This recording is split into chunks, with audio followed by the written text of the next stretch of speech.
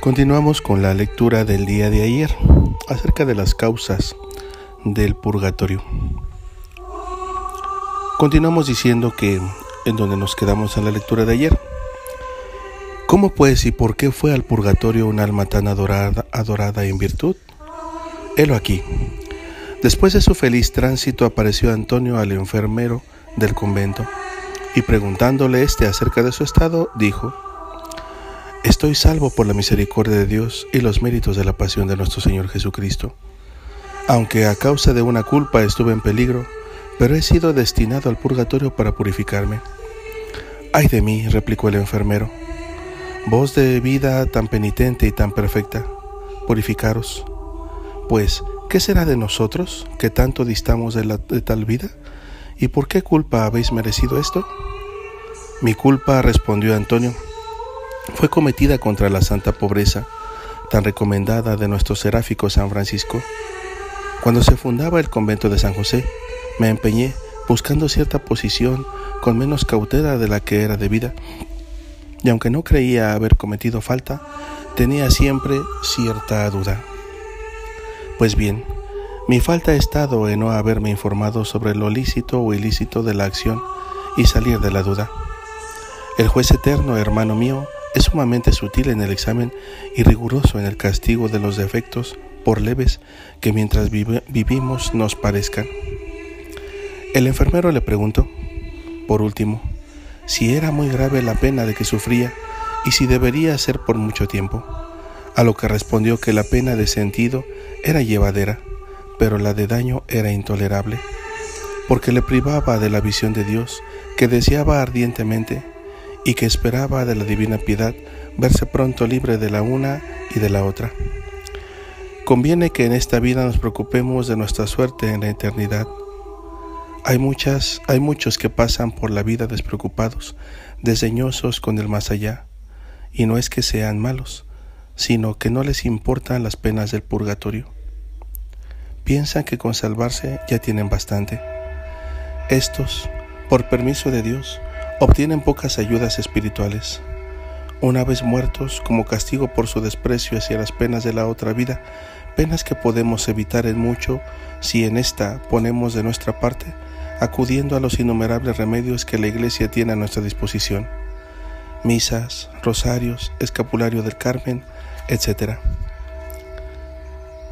Arcángela Panigarola, priora del convento de Santa Marta de Milán, era devotísima de las almas del purgatorio. Hacía mucho para aliviarlas y procuraba además con gran solicitud que la ayudasen todas en una buena obra. Y con todo esto, muerto su padre, Gotardo, de quien era muy querida y a quien correspondía mientras vivió con tierno amor, se olvidó eternamente de él en sus oraciones. Pues aunque tenía voluntad de rogar por él, al quererlo hacer, por una u otra razón se le iba de la memoria. Ni hubiera cumplido nunca con este deber si un admirable suceso no se lo hubiera advertido. Habíase retirado a su celda el día de las ánimas para poder orar allí por ellas con más fervor que de ordinario, cuando arrebatada en espíritu fue conducida por un ángel al purgatorio, donde entre las almas que vio y conoció se hallaba la de su padre, sumergida en un profundo lago de agua helada. Este, a su vez, conociendo también a su hija, dando un tristísimo grito, exclamó: «Oh, hija mía, ¿cómo has podido olvidarte así de tu padre, dejándolo padecer por tanto tiempo horribles tormentos? Has tenido grandísima caridad con las almas de los extraños, de las cuales he visto salir de aquí una multitud y volar al cielo por la eficacia de tus oraciones. Y para tu padre, ¿qué tanto te favoreció? ¿Qué tan tiernamente te amaba?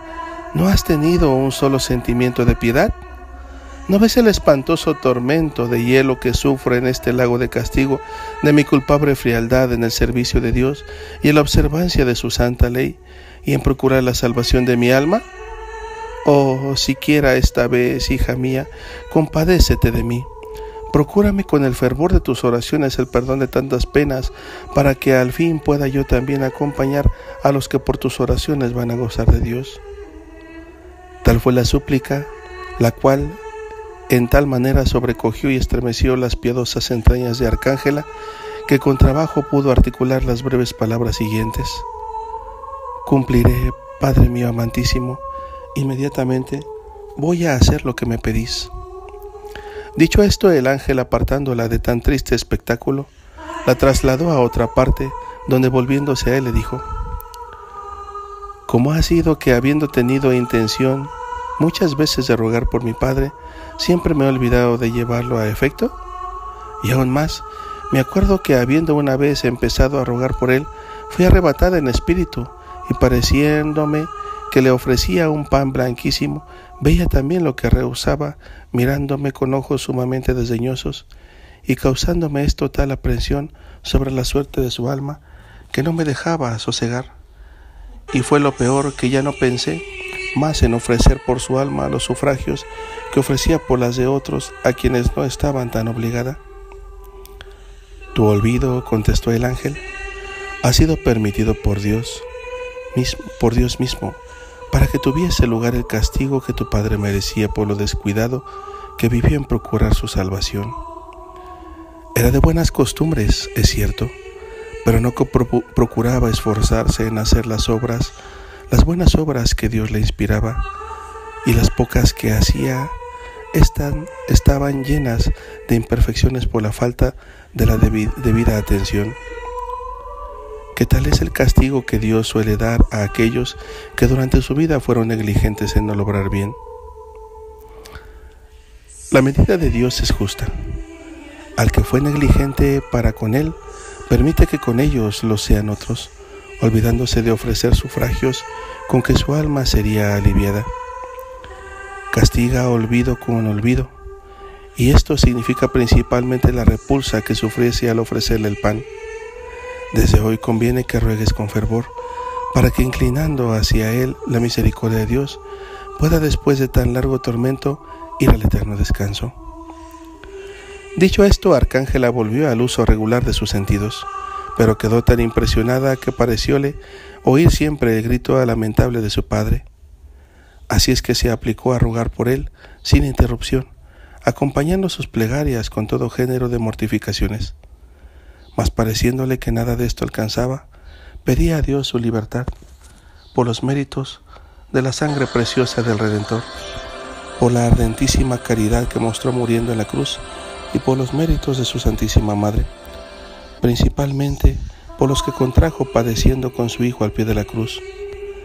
Al fin, llegada también la hora a esta pobre alma, se apareció a su hija Arcángela, resplandeciente, y con tales demostraciones de gratitud hacia la amantísima y caritativa hija, que volando al cielo le dejó el corazón tan lleno de dulcísimo consuelo.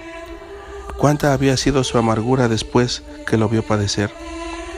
Si es doloroso el haber de padecer por méritos propios, por deméritos más bien, es sobremanera duro el sufrir tormentos por los ajenos.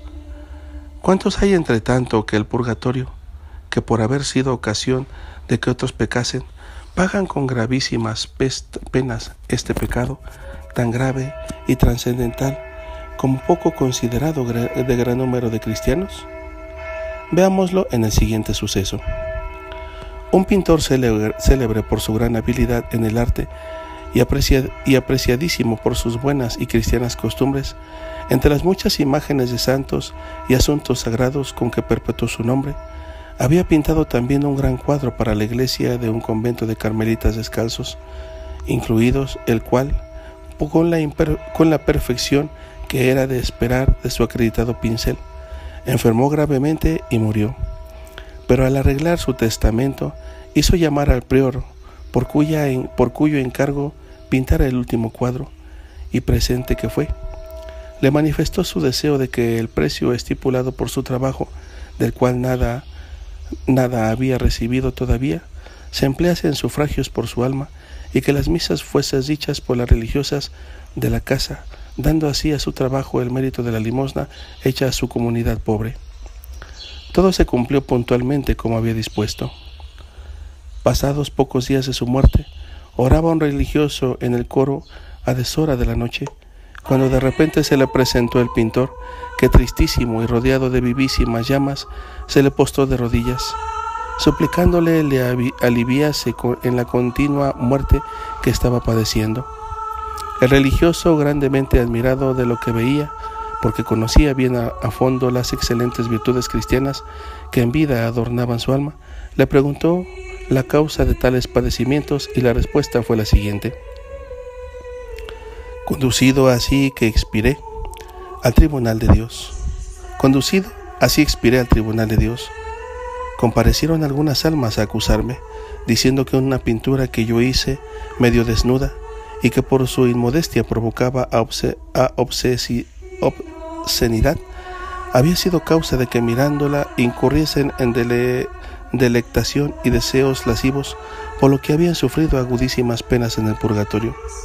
Además, y esto es peor, que otros con ocasión de tal pintura, habiéndose depravado en sus costumbres, se habían condenado, y que por lo mismo merecía yo ir a escuchar sus eternas maldiciones en el infierno. Cuando decían esto, se presentaron muchas almas de bienaventurados, que tomando mi defensa dijeron que aquella pintura la hice cuando aún era joven y principiante en el arte, y que conociendo el yerro que había cometido me arrepentí, e hice por ello penitencia a lo que era verdad.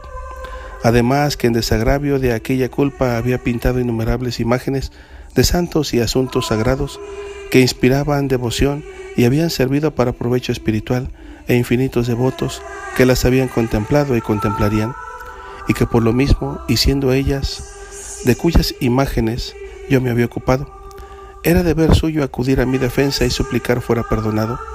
Y por último, que el precio del último cuadro lo había cedido en cierto modo al convento para el que fue hecho, por haber ordenado se emplease en misas por mi alma y para remisión de mis pecados. Así que interponían su meditación para que fuese perdonado y no permitiese la majestad divina que los infernales espíritus hicieron presa en mi alma. Oída esta acusación y defensa, el soberano juez, movido por la súplica de los santos, sentenció que, absuelto de las penas eternas, fuese destinado a purgarme del resto de mis culpas en este terrible fuego, en el cual debo permanecer hasta que, quemada aquella infame pintura, deje de servir de incentivo de la concupiscencia. Os suplico, por tanto, me hagáis la caridad de decir y se nombra al caballero por cuya encargo lo pintó, que arroje al fuego la pintura para que no sirva más de incentivo al amor impuro, que así lo quiere Dios y lo manda, y que en prueba de que esto no es ninguna ilusión, 2 de sus hijos morirán dentro de poco, a lo que no tardará en seguir él mismo si despreciase vuestro aviso. Dócil el caballero a la extraordinaria embajada, no tardó más en arrojar al fuego la pintura que lo que tardó en escuchar al religioso. Los 2 hijos murieron en el término de un mes, y el padre, libre de la muerte, amenazada por la puntualidad con que llevó a efecto la disposición de Dios, no por esto quedó tranquilo. Reformó su vida, y en desagravio de los males que había causado, la deshonesta pintura hizo pintar varios devotísimos asuntos sagrados, cuyos buenos efectos en los que mirasen pudieran contrapesar en el día de la muerte los depravados que por su causa había dado la otra pintura, y los santos, además venerados en aquellas imágenes, le fueron abogados en el tribunal de Dios. El arrepentido pintor, luego que el lienzo fue quemado, voló al paraíso. Todo lo que vamos haciendo en esta vida, si ayuda para las otras personas en su salvación, Dios lo toma en cuenta. Pero si algunas cosas vamos realizando, como hemos escuchado en este ejemplo, inclusive una pintura de tinte que puede ayudar, que puede perjudicar a otras personas, tenemos que pasar por el purgatorio. E inclusive, como hemos escuchado, hasta que se quemara, si lo que dejamos aquí cuando nosotros morimos perjudica a las demás personas, inclusive se condenan, tenemos que pasar por el purgatorio. Hasta si somos salvados, tenemos que pasar por el purgatorio hasta que sea destruido o quemado lo que dejamos. Pero si lo que dejamos ayuda muy bien para la santificación de las demás personas, entonces Todo aquello nos ayuda para llegar al cielo. Ayudemos a las almas del purgatorio orando en este día, ofreciendo rosarios, misas, sacrificios, penitencia. Ojalá podamos ayunar algunos de estos días y ese ayuno o esa abstinencia ofrecerlo por las almas del purgatorio.